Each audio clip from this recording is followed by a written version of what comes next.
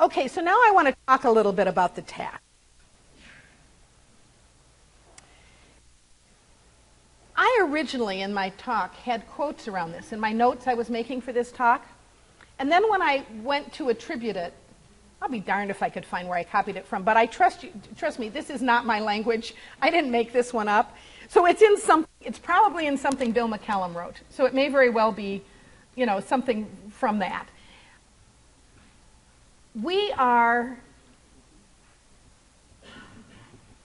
I would love to use the word confident, but I'm having a little trouble with that right now.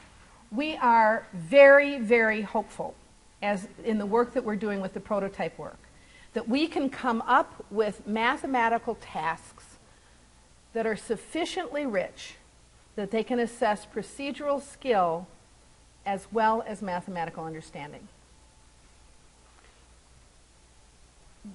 There is a crying need for us to do this with tasks that can be graded electronically and quickly. Okay.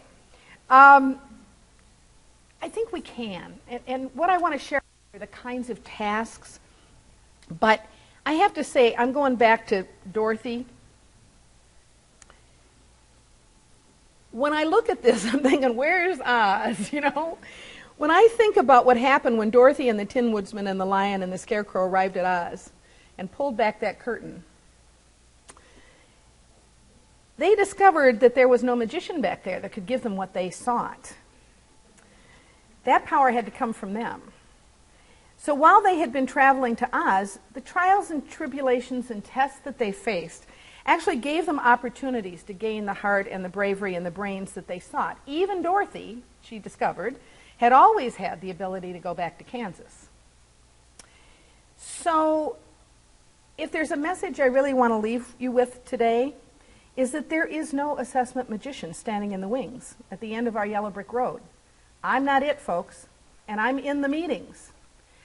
But we're doing the best that we can, and we, that's a collective we, all of you are in this we, have, I believe, what we need to pull this off. We have now currently something that is across the nation being accepted by most of the states as the substance for this assessment. That hasn't happened before. There are lots of good people working on this. There are 24 states, maybe more than that, the numbers shifts a little, working on the park assessment alone.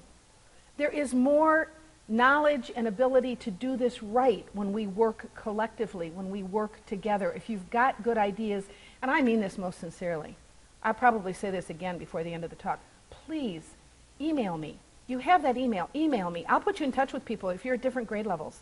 I'll send your email on to the folks that are working at this. If you have good ideas for this, if it would help you most if we did this, let me know that. I can't change the substance. I don't want to change the substance of where we are. We also have a pretty good structure. The evidence-centered design is at least a very good idea. And what it lets us do is, and I kind of skipped over this part when I was talking about evidence-centered design. Evidence-centered design is a new way of looking at doing the statistical psychometric work behind tests. I don't pretend to understand this. I can sit and I can listen to it, it kind of goes whoosh. But Howard has assured us that we are not going to be throwing out the questions that always got thrown out because they were actually testing for understanding and they didn't always hold up for reliability and validity studies the way they did it the old way.